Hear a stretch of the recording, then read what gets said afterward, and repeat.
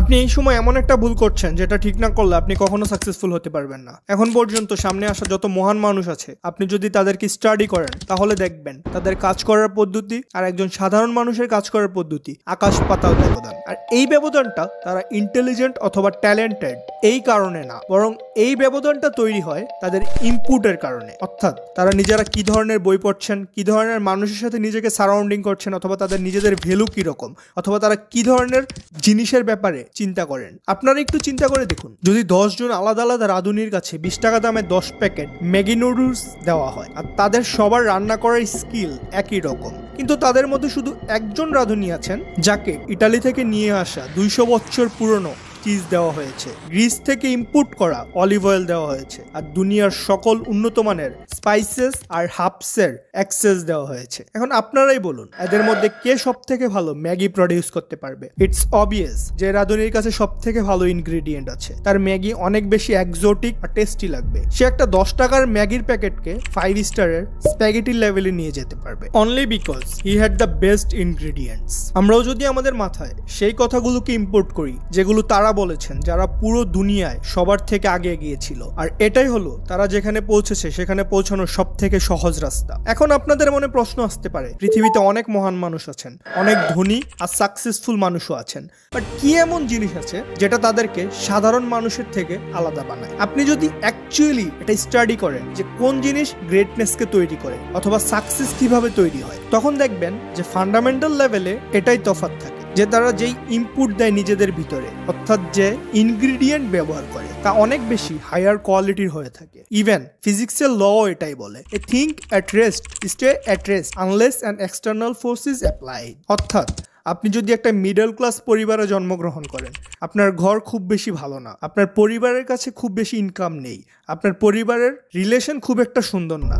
Maybe আপনি অনেক পরিশ্রম করে সাধারণ ইনফরমেশন কনজিউম করে 19-20-এর তফাৎ তৈরি করতে পারবেন। কিন্তু আপনি জাস্ট বিকজ এই ধরনের ইনফরমেশনকে ড্রাস্টিকলি পরিবর্তন করেননি, তখন আপনি অলমোস্ট সেখানেই থাকবেন যেখানে আপনার প্যারেন্টস ছিল। খুব বেশি একটা তফাৎ তৈরি হবে না। আর এটাও একটা বড় কারণ যার কারণে আপনি তত টাকা কামাতে পারছেন না যতটা আপনি কামাতে চাচ্ছেন, অথবা আপনি ততটা কাজ করতে পারছেন না, আপনি ততটা প্রোডাক্টিভ না আপনি যতটা হতে চাচ্ছেন। আর এটাই হলো, আপনি যে ধরনের বই পড়ছেন, আপনার রিলেশন যে রকম, আপনি যে ধরনের আইডিয়াকে এন্টারটেইন করছেন, আপনি যে ধরনের খাবার খাচ্ছেন, যে ধরনের ইনফরমেশন আপনি কনজিউম করছেন ইউটিউবের মাধ্যমে, পডকাস্টের মাধ্যমে অথবা অডিও বুকের মাধ্যমে, এইসব জিনিসগুলো অনেক বেশি মিডিওকার জিনিস। আর কোথাও না কোথাও আপনার নজর মাটির মধ্যে, যেখানে আপনার নজর থাকা উচিত তারার দিকে। আপনি অনেক ছোট চিন্তা করছেন, যে জিনিস আপনাকে মুভ করার জন্য কোনো কারণই দিচ্ছে না। আপনার ভিতর হয়তো নিজেকে নিয়ে অনেক বেশি ডাউট আছে যে এই সমস্ত বড় বড় জিনিস আমি কিভাবে অ্যাচিভ করব। This thing sound too good to be true.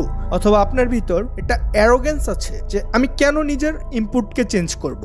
যদি ইনপুটকে চেঞ্জ করে কোনো বেনিফিট হতো তাহলে আমি সেটা অনেক আগেই করে ফেলতাম, because I am way to smart. কারণ অনেকেই এমন আছে যারা ভাবে কোনো বুকসকে পরিবর্তন করে, পডকাস্ট পরিবর্তন করে, বন্ধুদের পরিবর্তন করে যদি কিছু হতো তাহলে আমি অলরেডি এগুলো করে ফেলতাম। কিন্তু কোথাও না কোথাও আপনার ভিতর অ্যারোগেন্স আছে যে জাস্ট বিকজ আমি অলরেডি এটা জানি যে ইনপুটকে পরিবর্তন করলে আউটপুটও পরিবর্তন হয়ে যায়, তাহলে আমি কেন এত বেসিক একটা অ্যাডভাইসকে ফলো করব? এটা তো যে কেউ জানে যে আমি যদি আমার ইনপুটকে বদলাই তাহলে আমি যে জিনিস প্রডিউস করছি সেটাও পরিবর্তন হয়ে যাবে। কিন্তু আপনার অ্যাটিটিউড যদি হয় যে আমি আগে থেকেই সবকিছু জানি, তাহলে আপনার কাছে আমার প্রশ্ন হলো, হোয়াট আর ইউ প্রডিউসিং? আপনাকে দুনিয়াতে কেউ এই জিনিসের জন্য জানবে না যে আপনি কত বেশি ইন্টেলিজেন্ট ছিলেন অথবা আপনি কত বেশি জিনিস বুঝতে পেরেছেন। মানুষ আপনাকে জানবে আপনার প্রোডাকশন আর আউটপুটের বেসিসে। মানুষ আইনস্টাইনকে এই জন্য মনে রাখেনি যে সে কত বেশি ইন্টেলিজেন্ট ছিল অথবা তার আইকিউ বেশি ছিল। মানুষ তাকে মনে রেখেছে বিকজ উনি general theory of relativity publish করেছে। তার আউটপুট অনেক ভালো ছিল বিকজ যে ইনপুট ছিল সেগুলো অনেক ভালো ছিল। একজন আমেরিকান সাইকোলজিস্ট যার নাম ড্যান সিমেন্টন, আর উনি উনার বই অরিজিন অফ জিনিয়াসের মধ্যে আলাদা আলাদা জিনিয়াস যেমন শেক্সপিয়র, আইনস্টাইন, নিউটন এই ধরনের মানুষের লাইফকে স্টাডি করেছেন। আর উনি এটা দেখতে চেয়েছিল যে তাদের জীবনে এমন কি জিনিস ছিল ছিল যার ফলে তাদের ইম্প্যাক্ট এত বড় ছিল। বইটির মধ্যে উনি এতগুলো জিনিয়াসকে স্টাডি করে এটা বলেছেন যে জিনিস এই মানুষগুলোর মধ্যে কমন ছিল সেটা হলো এক্সট্রা অর্ডিনারি ইনফ্লুয়েন্স, অর্থাৎ তাদের যে আইডল ছিল, যাদের কাছ থেকে তারা ইনফ্লুয়েন্স হয়েছে, তারা অনেক আলাদা ছিল। ফর এক্সাম্পল, নিউটনের 13 থেকে 14 জন আইডল ছিল যাদের কাছ থেকে সে ইন্সপিরেশন নিত। আর এই ব্যাপারে নিউটনের একটা কোডও আছে, if I have seen further it is because I am standing on the shoulder of giants. অর্থাৎ যে জিনিসগুলো তাদেরকে এত ইম্প্যাক্টফুল বানায় সেটা তারা ইন্টেলিজেন্ট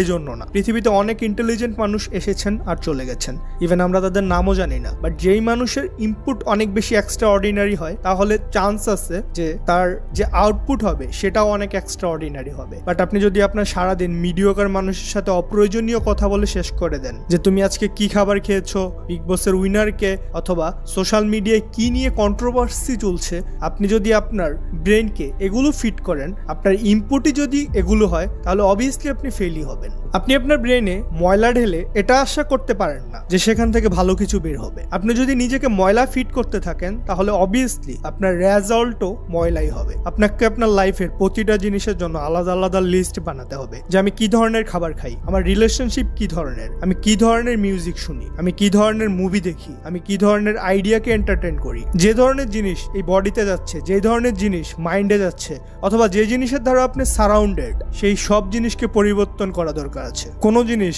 মিডিওকার হওয়া উচিত না। ইভেন আমি ইউটিউবে অনেকবার দেখেছি যে আমি যখনই কোনো কমপ্লেক্স আইডিয়া শেয়ার করেছি, মানুষ কমেন্টে বলে যে এই আইডিয়াটা তো আমি অ্যাটমিক হ্যাবিট বইয়ে দেখেছি, অথবা এই আইডিয়াটা সেই পপুলার আর ট্রেন্ডি বইয়ে দেখেছি, বাট ইনফ্যাক্ট আমি এরকম পপুলার আর ট্রেন্ডি বুকস রিডই করি না, জাস্ট বিকজ আমি সেই সোর্সের কাছে থাকি, সেই মানুষগুলোর কাছ থেকে শিখি যেখান থেকে সেই পপুলার আর ট্রেন্ডি বুকগুলো আইডিয়া ড্রাইভ করে। আর অবভিয়াসলি আপনি কোনো আইডিয়া তখনই ডিপলি বুঝতে পারেন যখন আপনি সেটা তার সোর্স থেকে নেন, নাকি কোনো মিডল ম্যানের কাছ থেকে। সেটা বোঝার চেষ্টা করেন। ইভেন আমি নিজের ব্যাপারে অনেকবার বলেছি, আমি যে ধরনের প্রবলেমকে সলভ করেছি বা যে ধরনের আইডিয়াকে বোঝার চেষ্টা করেছি সেটা আমি নিজের জন্য করেছি। আর আপনিও যদি ডিপলি কোনো কিছু বুঝতে চান তাহলে আপনি সোর্সের কাছে যান, নিজের নলেজের স্ট্যান্ডার্ডকে একটু বাড়ান ভাই। এই সমস্ত ফালতু জিনিসের সাথে সেটেল করা বন্ধ করুন। আপনি যদি কখনো এটা অ্যানালাইজ করেন, আপনার যে সার্কেল বা আপনি যে ধরনের মানুষের সাথে হ্যাং আউট করছেন, দেখবেন তারা কত বেশি লুজার, যারা আপনাকে পিছনে টেনে রাখছে। তখন দেখবেন আপনার কাছে অনেক খারাপ লাগবে যে ভাই আমি কি করছি আমার জীবনের সাথে। আর কতটা খারাপ হয় মিডিওক্রিটি আপনার স্পিরিচুয়াল হেলথের জন্য। কখনো অ্যানালাইজ করে দেখুন, এই জিনিসটাকে কখনো ফিল করে দেখুন, দেখবেন তখন মনে হবে আমি কোথায় আটকে রেখেছি নিজেকে, কেন করছেন নিজের সাথে এমন, কেন পড়ছেন এইরকম বাজে বই। যখনই কোনো নতুন ট্রেন্ডি বই আসে সেটাকে অর্ডার করে দেন, আর তারপর কখনো সেটা পড়া শেষই করেন না। যে কোনো ফালতু মুভি দেখছেন, ফালতু গান শুনছেন, কখনো ভেবে দেখেছেন যে এটার দ্বারা কি হচ্ছে? আমি কোথাও না কোথাও এটা উইশ করি যে আমি এখন যে জিনিসগুলো জানি, আর এই সমস্ত জিনিসগুলো আমি যদি শুধু 1 বছর আগে জেনে যেতাম তাহলে এখন আমি আমার লাইফে আরো কত আগে এগিয়ে যেতাম। যে সমস্ত জিনিসগুলো আমি 20 বছর বয়সে বুঝতে পেরেছি, আমি যদি সেগুলো 19 বছর বয়সে জেনে যেতাম তাহলে আমি রিলেশনশিপকে আরো ভালোভাবে বুঝতে পারতাম, আমি টাকাকে আরো ভালোভাবে বুঝতে পারতাম, হেলথ আর স্পিরিচুয়ালিটিকেও আরো ভালোভাবে বুঝতে পারতাম। কারণ আমার কাছে তখন শুধু 1 বছরের অ্যাডভান্টেজ থাকতো না, সেগুলো সব কম্পাউন্ড হয়ে যেত। মানে আপনি যদি এখনো ইয়াং হন, আপনি আপনার টিনেজে রয়েছেন অথবা আর্লি 20s-এ রয়েছেন, তাহলে আপনাকে আপনার ইনপুটের কোয়ালিটি একদম বাড়িয়ে দেওয়া উচিত। আর আপনি যদি ফালতু বই রিড করার জায়গায় আপনি সরাসরি গ্রেট মানুষের কাছে চলে যান, আপনি শেক্সপিয়ারকে স্টাডি করা শুরু করেন, আপনি যদি হিস্টোরিকে স্টাডি করা শুরু করেন, আপনি যদি ম্যাক্সওয়েল মরিসকে স্টাডি করা শুরু করেন, তখন আপনি সরাসরি গাছের শিখরে চলে যান। তখন আপনি এটা বুঝতে পারেন যে আচ্ছা সবকিছুর রুট তাহলে এটাই, আমরা যেভাবে চিন্তা করি তেমন ভাবেই অপারেট করি, তেমন ভাবেই আমরা রিয়েলিটিকে ম্যানিফেস্ট করে নেই। তারপর আপনি এই সব ক্লাসিক্যাল জিনিসগুলোকে আস্তে আস্তে রিলেট করতে শুরু করে দেন স্ক্রিপচারের সাথে। তখন আপনার মধ্যে যে আন্ডারস্ট্যান্ডিং ডেভেলপ হয় এত আর্লি এজে, সেটা আপনাকে যে পরিমাণ অ্যাডভান্টেজ দিবে আপনি ভাবতেও পারছেন না। জাস্ট বিকজ এত আর্লি এজে নিজেকে চেঞ্জ করার ফলে যেটা হবে, আপনি আলাদা দৃষ্টি দিয়ে দুনিয়াকে দেখতে শুরু করবেন। আর যে বইটা পড়ার পর আগে আপনি 10টা ইনপুট বের করতে পেরেছিলেন, আর সেই সেম বই থেকে আপনি নতুন নলেজ গেইন করার পর, নিজের একটা নতুন ভার্সন বানানোর পর আপনি সেখান থেকেই 20টা ইনপুট বাহির করতে পারবেন। আপনার ইনপুটের কোয়ালিটিও বেড়ে যাবে, কোয়ান্টিটিও বেড়ে যাবে। And life is all about input. তাই বাচ্চাদের মতো আউটপুটে মনোযোগ দেওয়া বন্ধ করুন আর নিজের ইনপুটকে পরিষ্কার করুন। আপনার ইনপুট যদি সঠিক হয়, আপনি যদি সঠিক জিনিস শুনেন, সঠিক জিনিস পড়া শুরু করে দেন, সঠিক মানুষের সাথে উঠা বসা করা শুরু করেন, তাহলে আপনি সেই মানুষে পরিণত হবেন যে আপনার স্বপ্ন পূরণ করতে পারে।